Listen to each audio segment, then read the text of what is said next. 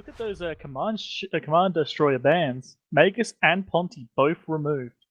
Well, might see some shield, but we did see the classic armor stored. Did you check beyond the boundary for Casper? That is a good shout from Rain Chocolate. That's a good shout. I'm very interested about these bands, actually. Sorry to jump back in, but Scorp Navy band, fair, you're getting rid of a strong shield. Rattlesnake band, fair, you're getting rid of a strong shield again. Bargas band, you're getting rid of a big kiting shield ship. And then Balgorn to stop anyone controlling. Maybe Fly Killer? Too early to tell. I think Exactly. Way too early to tell. But I think someone's going to try and head towards that. So there is one battleship that's currently open that I really want someone to pick. Vindicator? Geddon. The Geddon? The Geddon's free to be picked here. What do you want the Geddon for? If they go and Fly Killer, turn off the Michael Warp Drive.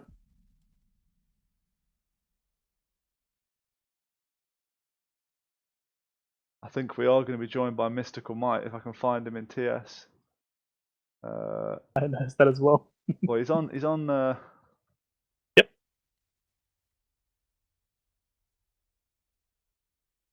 The Punisher Bifrost, they're trying to still not give away what they're doing. And then we see Worm Stabber? What? Oh.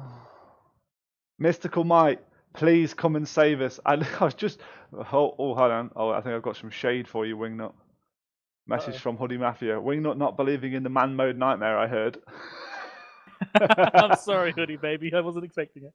However, actually, looking at the Red's pick here, they've left them with a battleship and a Navy battleship open. Red. Why am I expecting Typhoon? I think on Red side you're going to see some variation of Sleipnir. Oh no, because there's not enough there. I'm actually thinking Typhoon fleet. Not enough points. That's exactly 69 points. Is it? Oh, of course, 36. Yeah, maths. And they're versing a Hyperion too. Typhoon fleet, and fit them with torpedoes and just delete the Hyperion. Now, I wonder if Zero Talent go with Tempest Fleet, because if they do, I've seen them use this is the comp they used in the second match against Barn Owls. I didn't reset the vote. Sorry, people PMing me. Just write it in Twitch chat. I'm not checking my DMs. I mean, they could go Hyperion Geddon. I have actually used that one before, and it's great to have the Hyperion just be like the ball of DPS and hate, and the Armageddon being a bunch of extra reps as well as a bunch of nukes. Yeah, indeed. So we'll see.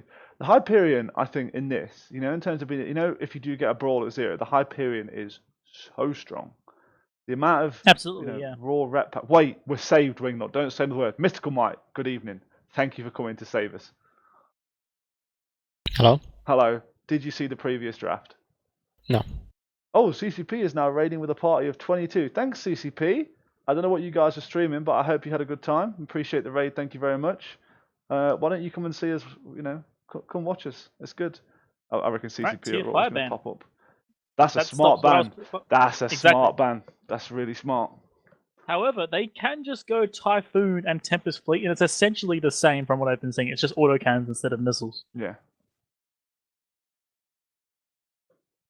Because they could pivot. They could pivot to, I don't know, there'd be points left over, but they could kind of go like half a Minmatar rush team, but I don't know. They can't. They don't have enough EHP behind them. I think it's going to have to be 2 battleships for sure. Yeah. Whether it's going to be, I don't know. They've got it set up perfectly for that. What about this for you? What about a Marauder? And what about that Vindicator and a Black Ops? Yeah, Vindicator plus Widow, make it a polarized Vindy. Yeah, maths-wise. Stop with your polarized Vindicator. You made me fly that. You have no one to blame. Well, yeah, because it worked, and it worked, didn't it? I mean, if you have a Widow next to your Vindy and have the Widow jamming everything, the Vindy won't get shot at. No, but the Widow just dies in about 10 seconds anyway. The Widow's paper thin. Absolutely. Well, they banned the Armageddon. They're not going to take it for themselves. So, what is Zero Talent going to pick here? They honestly expected them to take out Armageddon for themselves, but they've banned it, so they obviously want more DPS, I think. Indeed. I mean, they could go regular battlecruiser and Navy battlecruiser and have 1 spare point.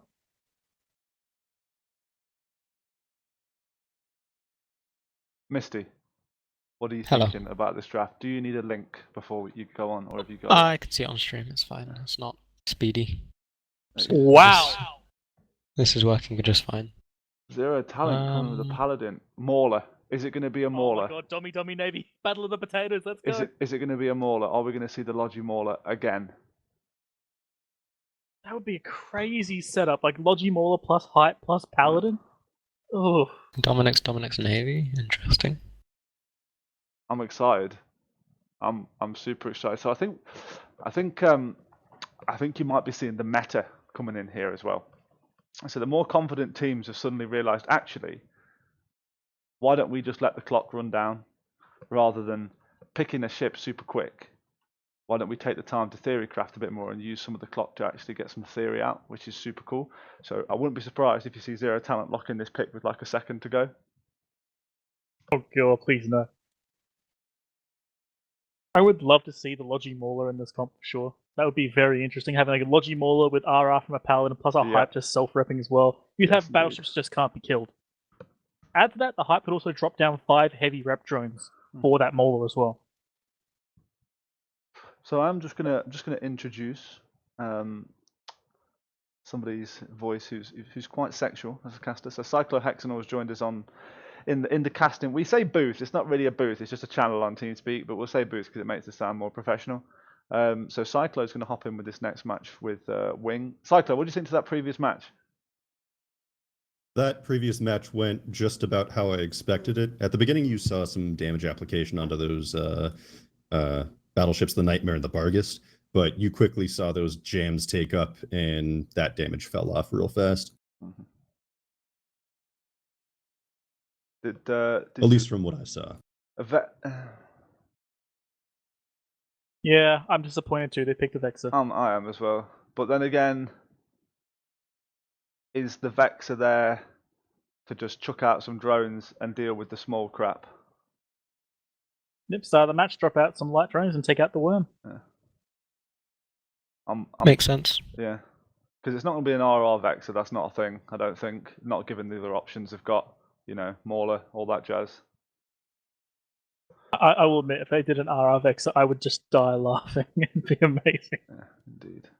At first, I'm kind of disappointed that they're not going with the remote rep Mauler, because that Mauler is so tanky that we actually see remote rep Maulers more than we see Executors and Augurs. But yeah, definitely. if you think about it, that Mauler has to be so close to that Paladin to rep it. It has to be within like 14k or something. And that Dominic's Navy issue Dominic's pairing, it has so many newts on it that it could just shut down that Mauler real fast, I'd think. Yeah, I could definitely see that hurting them for sure. But at the same time, a Mauler self-rep, a Mauler plus a Cat Booster, sorry, and then you got your Hyperion and Paladin as well. That'd be a brutal combo to try and take down. Like, try to pick which target do you break. You try and go for the Mauler, but he's really small. If he's 10 men, it'd be hard to hit too. That'd be a hard ship. I don't know what you shoot on that blue team. The hype is a solid no, I think.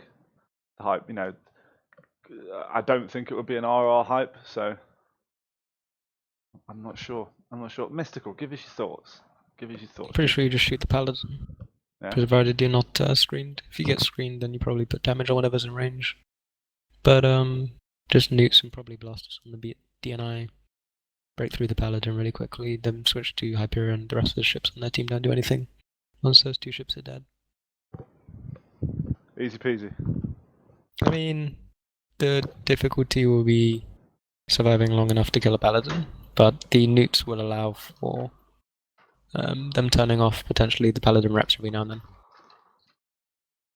Okay. Yeah, it will. A big issue with that Paladin being on grid is going to be all those utility highs, and that's going to allow for a lot of rep power to come across towards that hype or whatever else they try and shoot before they shoot that Paladin, right? Yeah, exactly. I mean, it's not really a choice. You either shoot the Paladin or you shoot something else, and it gets bonus. Well, it gets local reps plus remote reps from the Paladin on top of that. So it's probably worst choice to go around the Paladin. I think the thing for them as well is that they need to try and kill that Paladin before losing most of their Dominics and some of the other one, because one-on-one I think the hype will win. So they need to make sure they can take it down as fast as possible before they lose their core DPS. Yeah. I think something to keep in mind is that the Dominix and Dominavy issue can apply some of the damage on the Burden if they don't warp at 0, whereas the Hyperion perhaps isn't able to apply its damage so effectively in that kind of mobility stage of the match where both teams are trying to get on top of each other. I assume they just warp in at 0. It seems to be the thing to do if you're in a battleship in this tournament, but it's just something else that they'd have to keep in mind. I mean, we have seen Dominixes warp in at range and just set sentries out and then do whatever they want to do after that. So you could see that for sure. Just start the match, drop sentry, start shooting at whatever they decide to shoot. Maybe try and dunk the Vexer. Wingnut, what do you think about the blue team starting with the Bifrost, and that being, of course, a very popular shield link ship, and then pivoting into armor? Why do you think they made that pivot? I mean, for one, everyone had banned all the armor command ships, so they didn't have much of a choice. And having links is always valuable. Words. And I think they probably just went more for the info links, to be honest. Yeah. Maybe, What do and we just think? jam on some armor. You mean the after. skirmish? That's the word. Sorry, my bad. What do you think about a lot of cheese jams on the dummies? Not worth. Well, I mean, you say that, Wingnut, but we just saw how that turned out in the last match with another Marauder versus a bunch of jams. While I do agree, the reason why that works, that was a smaller ship, so that the Golem couldn't kill.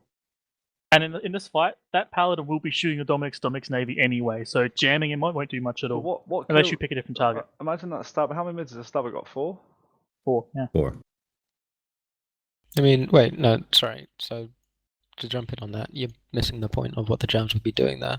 It's not a case of jamming the Paladin so it can't, effectively apply reps to the rest of its team. It's, the Dominix Navy jams the Hype, and the Dominix jams the Paladin, and then they have to split their damage, and they can't do anything about it. That's it. This That's is pretty it. cool. You can only shoot. This is what I'm saying. If you jam out one battleship, you're only having to deal with incoming damage from one. Same concept as the previous match.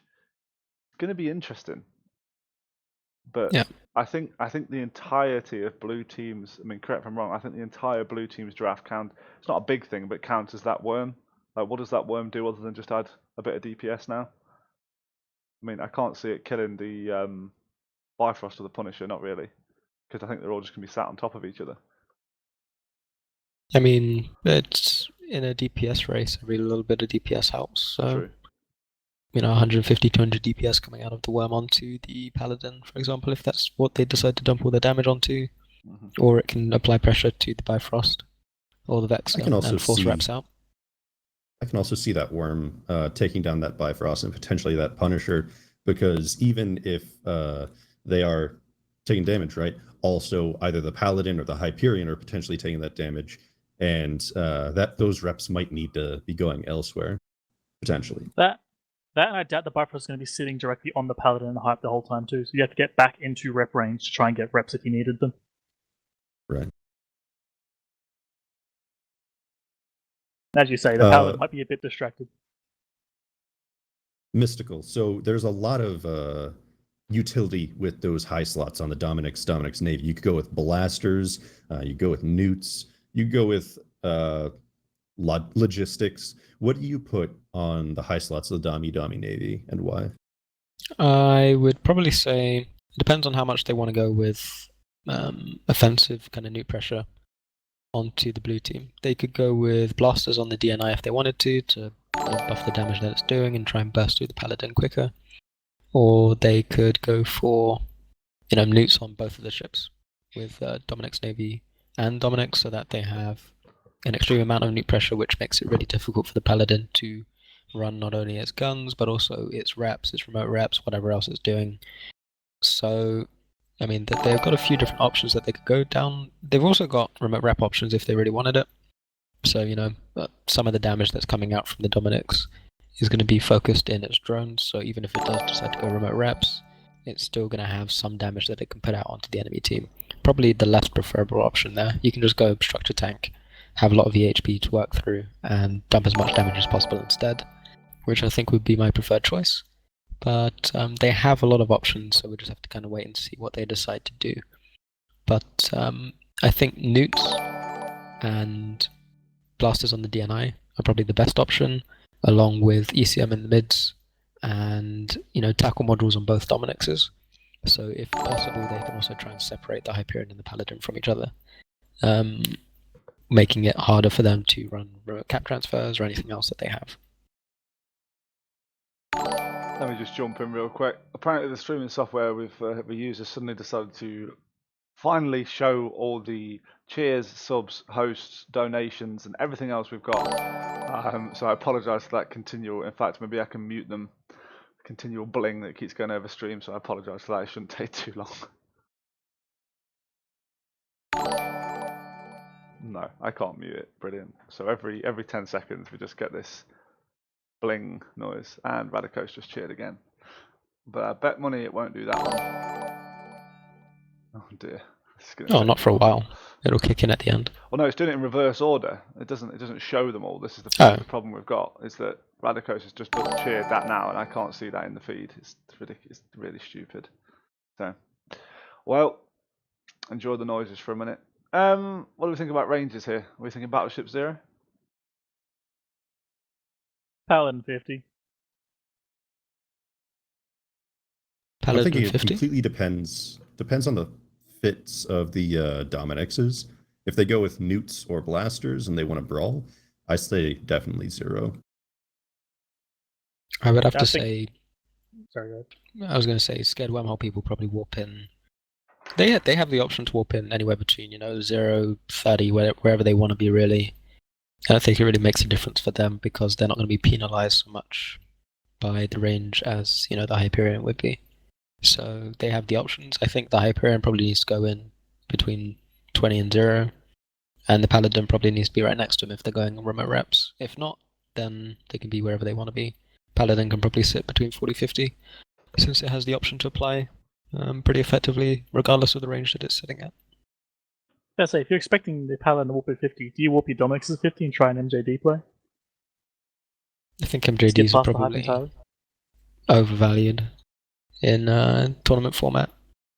In like a 5v5, I'm not sure the MJD is ever really going to be, in a... Okay, well, no, to rewind that a little bit. I think on a Marauder, if you're trying to kite, then the MJD is great. I think if you're in any other ship and you're trying to make an offensive MJD play, then it's going to be pretty useless. Because most of the fighting that does happen seems to happen within, like a 60, 70k band around each other. You could MJD and get like 30 off a target perhaps, but it's not going to allow you to lock them down any better or, apply damage presumably at that range. So I don't know. I don't know why you would fit an offensive MJD when you could fit something like an ECM module. I was thinking more to try and avoid getting blocked down by the Hyperion so they can charge down the Paladin. If they warp at 0 and the Hype warps at 0, one of them is going to get stopped. That's or true. Both. But then it's a case of if the Paladin isn't in range for them to tackle in the first place, then it's unlikely to be remote repping the Hyperion, at which point they can just dump their nukes and damage into the Hype and it won't be able to run its tank or its guns effectively. It will be able to get bursts off every now and then when it cap boosts, but it will get drained pretty quickly.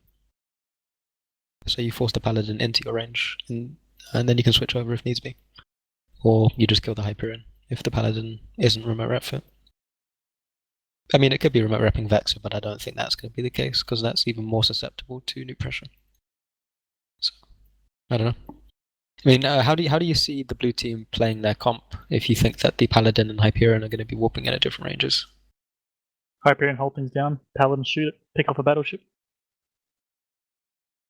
But do you think Hype's that got spare mids as well. Like Hype's got 5 mids. If it's for fighting battleships, it only needs 2. Mike Warp Drive and a Scram. The rest can be all like batteries and boosters. Long enough to kill the target. True. I was going to say, do you think that they would win a DPS race if it's a Hyperion and a Paladin sitting at range versus a Dominix Navy issue? I actually don't know, to be honest. Like, it's dependent on how the Dominix Navy is fitted. If it's a full hull Dominix Navy, for instance, it's going to sit there for weeks, but then you maybe pick on the Domi itself. But at the same time, it keeps your Paladin safe from being just absolutely headshotted, because obviously that's what they're going to want to kill. And a Hyperion, of course, in a melee, well fitted, it could sit there and maybe tank them. It'll be definitely close.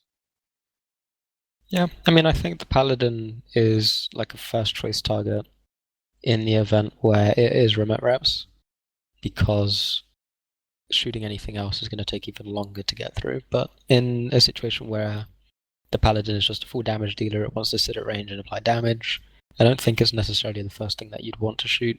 If you can get on top of it, that's great, but at that point you have no reason not to kill a hype or to clear the tackle around you and move in afterwards. So I think it's a necessary target in the event that it's not remote reps. I agree with that, but at the same time, it's not RR. That's still a lot of DPS being put down. Yeah, that's true. I don't know. My brain's just going, obviously your Paladin doesn't want to be up close, so it's going to be targeted immediately. So here's a question for the casters, real quick. Obviously, Red Team was looking to bring that Foon fleet, but they were banned out of it, so they pivoted into the Dami Navy. Do you guys think there could have been a better pivot there, or is that the most optimal pivot for the situation? I mean, in my opinion, I've seen Typhon Fleet replaced with Tempest Fleet to good effect. I'm not sure if that would work too perfectly here, but it obviously gets better range and changes ammo quicker. Dami Navy, they've obviously decided to go something entirely different, maybe go for like heavy newts and blasters. But we've seen different changes before. I think they had enough points on the red team to go for something like Golem Widow, right? If they really wanted to. They had 69 points. They could even go on Pirate Faction and a Widow still. Yeah, exactly. But I'm struggling to think of like a pirate battleship that I would pair with a Widow for remote reps. Because I'm thinking if you did like Golem Widow, you could have jam on Golem, jam on Widow, and jam on some of your support ships as well if you really wanted to. And again, just cross jam. So one jam from the Golem out onto the hype, and then one jam from the Widow out onto the Paladin. And again, they can't put all of their damage onto one ship. You've got bonus jams coming out as well from the Widow. Significant damage coming out at extended ranges if you fit them with both the crews. You can put probably a TP on the Stalk. So that means that the Paladin, the Vexer, the Bifrost, and the Punisher aren't able to mitigate damage by sitting at range. Just a few different ways that they could have. I think that would be an interesting pairing to see. It's not something I've tried, but again, I guess the primary concern would be the tank of the Widow, since it's not going to be moving.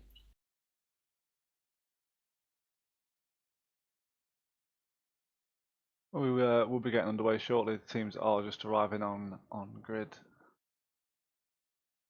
any day now, and we'll flick over shortly. So did we get an idea of who's going which way? I mean, I've locked in my vote against red because I want to see someone beat Zero Talent. So anybody? Nobody want to throw in their 2 cents as to who they actually think is going to win? Or was all of that just said and I didn't listen? No, I think it's Zero Talents to lose, but Scared Wormhole could really just like absolutely rip their comp apart if done right. Okay.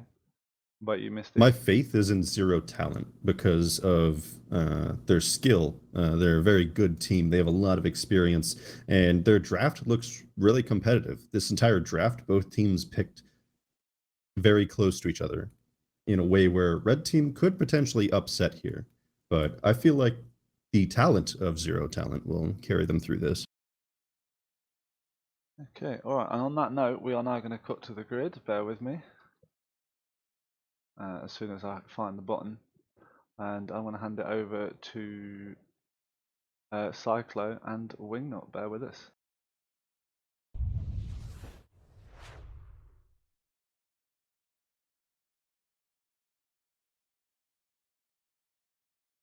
Oh, sorry, mate. Welcome to this next match. And I'm going to say, I think we've got a Tinker already because I'm seeing that hype right next to the Paladin. So you might be right, unfortunately. Meanwhile, of course, those Dominixes did warp exactly at 0. So they're going to try and rush it by the looks of it.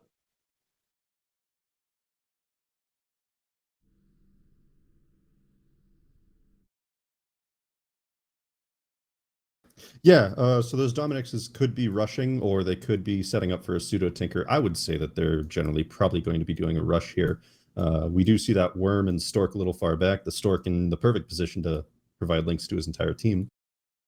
And as we're starting, we can see either team's moving very much, although the Hyperion Paladin team is actually moving backwards on the grid, and we can see the Dominix Navy pair charging towards them. So they can see that rush coming.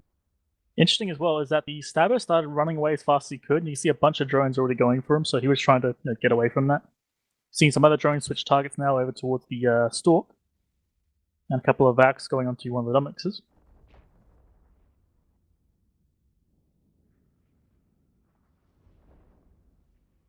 The Dummy Navy is still charging in. They're going to try and hopefully grab tackle on something. Currently shooting the Punisher by the looks of it because it's trying to slow them down.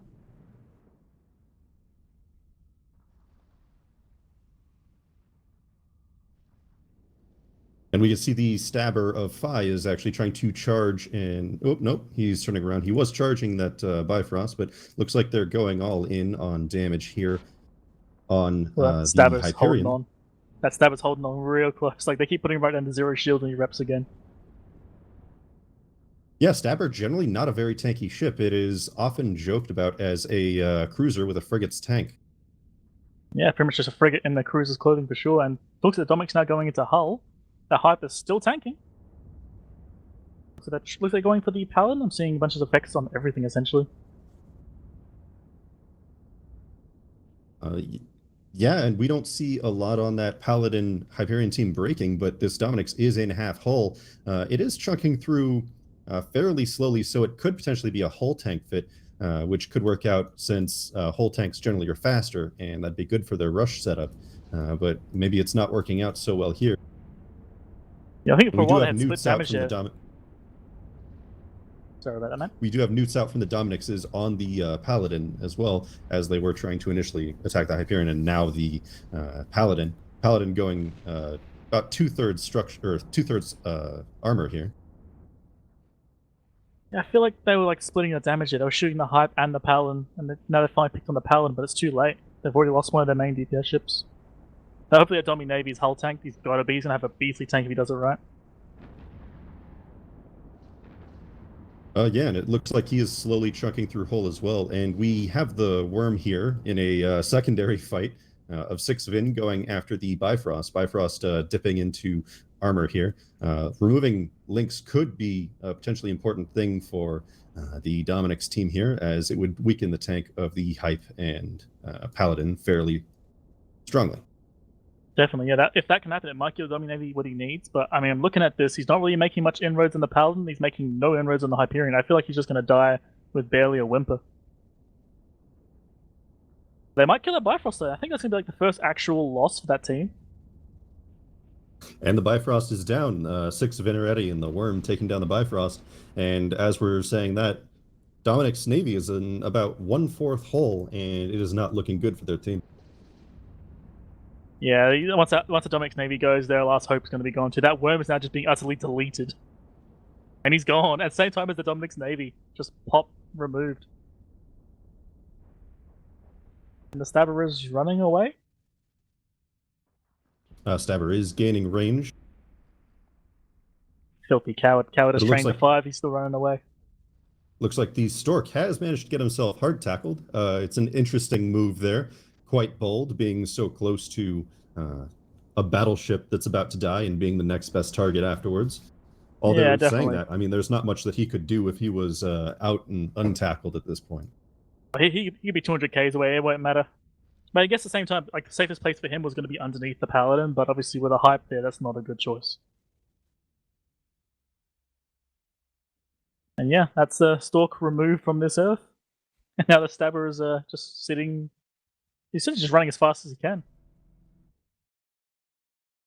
It looks I like say the that Stabber's from reduced his velocity to almost 0, and Yeah, we can I see would say the that Paladin stops trying to breathing. take shots at him with Scorch. Those look like purple lasers to bring him Yep, down, it but it is. looks like he's just out of range, because even at 0 meters per second, he can't seem to hit that cruiser with the frigate tank. I feel like that Stabber might have been trolling him there, just sitting at 0, just out of his range.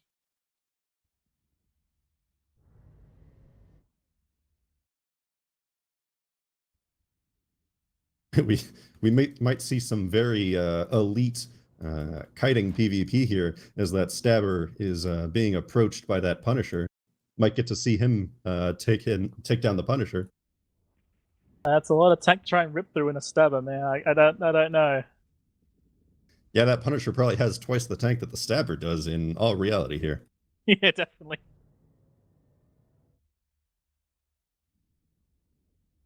I'm adding in my head how much it actually does have, and yeah, I think you actually might be right. It might legitimately have more tank, even with an XL ASP stabber.